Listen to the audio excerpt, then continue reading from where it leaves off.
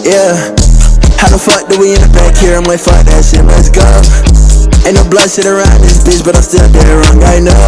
I don't got no calculator for my calculations, I can count it down slow. I just put the pieces up from all the flour, cause the shawty hated me more. It's not a lust, on this shit ain't written, no, this not a lust. I'm over here with DC the Don. We just seen a fucking crazy ass performance. The shit was insane. Yeah. How the fuck did you do that? First of all, that was one of the best performances I've ever seen. I be telling people, like, when they ask me, like, yo, how you be having so much energy? Because I'm tired as fuck right now. Yeah, like, my voice gone. I think it's more so, like, the energy of the crowd. That shit, like, kind of kicks in, and it takes me to that level. So, shit, I think the song the crowd went craziest for was that fucking Holla Back Girl joint. Yeah. How did you get that sample cleared? I know you said it took you a minute to get that motherfucker cleared. Persistence. Yeah. You're standing on it, you feel me? It wasn't even me, it was really the fans though, because you know the fans, they make more noise than I could ever make myself, you know? They helped me get that shit, like, get more awareness for it, you know? Oh God, so you've been rapping since 2018, you dropped your first song? I've been rapping since I was 8 years old. Bro. 8 years old? I've been rapping. First time I ever heard myself in the mic was 2018, so yeah. 2018. I heard you used to do the Michael Jackson and shit while you was there. Yeah, I did a little research. I was a big ass Usher, Michael Jackson, Chris Brown. It was all R&B, like, when I was growing up. And then I heard Lil Wayne go DJ. Of course. That shit, like, took my mind to a whole different place. So you ain't never wanted to be a singer? You grew up on majority singing? I can't sing. Of course I wanted to be a singer. Nigga, I know how to moonwalk. I just can't sing. Oh, God. I got all the attributes, but without the singing. Yeah. So you was born in Milwaukee, Wisconsin. Yeah. Moved to LA at what age? 16. 16. I know that shit was a big ass culture shock for you. I ain't fuck with it. What? Hell no, I ain't fuck with it. Why not? I ain't fuck with it because the people so much different. Yeah. You know what I mean? Like, it was cool. It was cool getting to see the other side. I feel like that made me more, like, well-rounded and shit. But at first it was such a culture shock.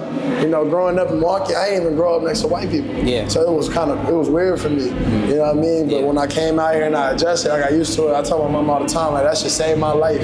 Exactly. Because one shit out there in Milwaukee for me. So it was like, you know. Did that push you to take the music more serious, moving to Cali? Yeah, I mean, originally it was just basketball. Yeah. But I always knew what I wanted to do. Yeah, we read up. You played with LaMelo Ball. Yeah. You was a 3-star recruit. Yeah. So what made you not go the basketball route?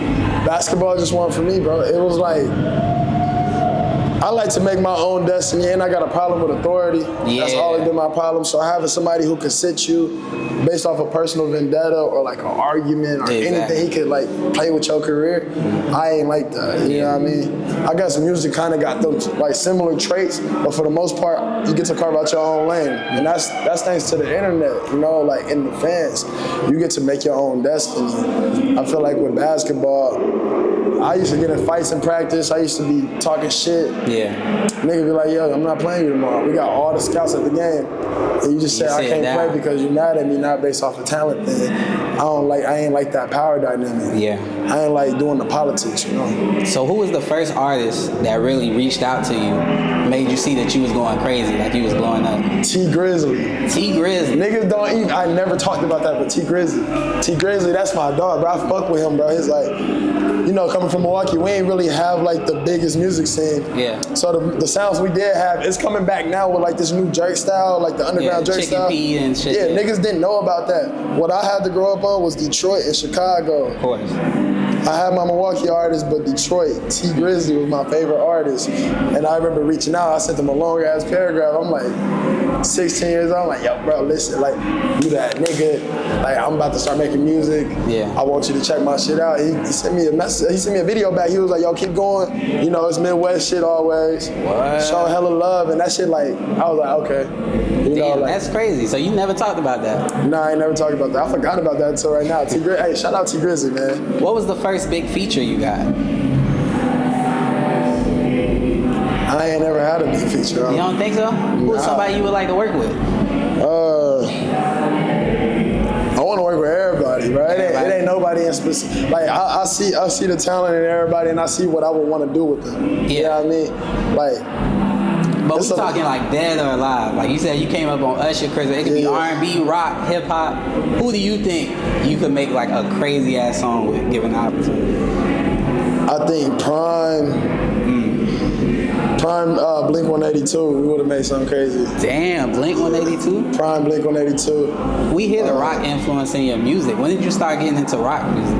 At what age? I think I was like 13 or 14. It was when I would come out. I would go to Cali like for the summers and shit, 'cause I had family, I had big brothers and shit out there. Yeah. And I had an older brother named Charlie, Free Charlie, man. He would show us all these rock songs. Yeah. And they used to scare the fuck out of me. He was putting on like, I'm talking about like just the craziest screamo shit. Like Slipknot, shit like that. Yeah. I ain't know what none of this shit was. I'm like, yo, turn this shit the fuck off. I was scared. I'm like, yo, this is devil music. And then, you know, eventually I got to a point where I started hearing it so much that I'm like, oh, this just showed me a whole nother side.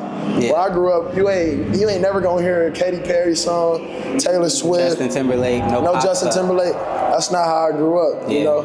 It was just straight hip hop, R&B, soul, funk.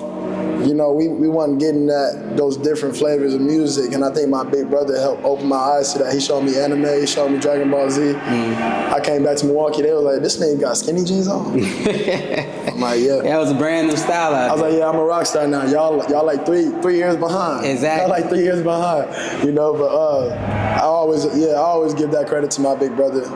Talk about the style and shit. You got the blinged out Balenciagas on. I mean, right now this is just an after show fit, but yeah, we doing the waist up, so people can't see the drip for real. After show fit, but I love dressing, bro. Yeah. I love anything that's art, bro. Like I like to tell a story with everything I do. Of course. Everything I do. It's hard to do that on tour because I'll be losing clothes, sweating through shit. People be stealing. Y'all stop stealing my shit, bro. Y'all stole 5 hats from me this tour. A nigga stole my shoe. He gave it back though. So shout out to him. Of course. Niggas be stealing clothes. We seen the manager run for the shoe, so that shit didn't happen again. He came and grabbed the shoe out the crowd. He came and got the shoe. He knew what time it was. So I just like putting on shit that made me feel good, made me feel confident. You know. The crowd loved you, for one. They always show love. I love ATL, by the way. Yeah, ATL. you said that. What's one of your favorite cities to perform in? I think my number one city is Chicago. And Milwaukee is tied for both because I always got all my family there. Of course. And the whole city always pop out for me. But number 2, Atlanta.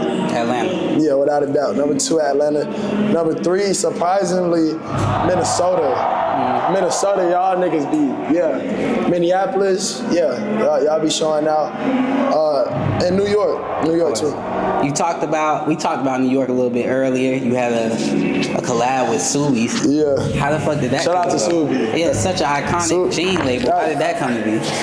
They just started showing love. I went to the shop one day. They gave me some clothes, and I think all my fans kind of got similar style to me. Yeah. So they was hype about that. They like, oh, you gotta do something with Subie. Exactly. I think the man was there. And we're gonna do some more shit in the future. But I told him the story. I'm like, yo, I remember walking into a Nordstrom. I had like $200 in my pocket, and they had some jeans for like maybe $175, maybe like $205, somewhere around there. I went back to the car, grabbed some cash out of my like middle console, and I went in there. I spent all my bread on some Subie jeans. You know, I wanted to be fly before I had it. So I relate to a lot of kids that had to go do shit like that to get fly. Like, you know, we had that caviar mindset when we were still eating bologna, you know? Yeah. So, yeah, Subie, I love Subie. That's family. You talked about family.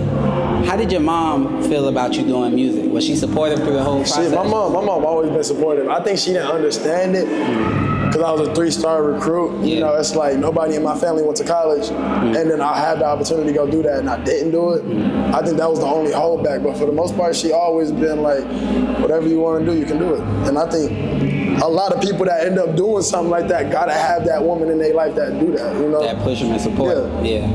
So, you got a crazy single right now. This shit was insane. You just did it on the radar. Yeah. Do you have a tape coming at all this year? I got some shit on the way. I hope I ain't break that. Like, is that breaking news? Is that some shit I shouldn't have? They know I'm always working. I've been working on 3 albums for the past year, you know, three completely different genre albums. I'm really more so focusing on what makes sense right now, you know? I'm not trying to force nothing. I told my fans it's gonna be the most music I ever dropped in my life.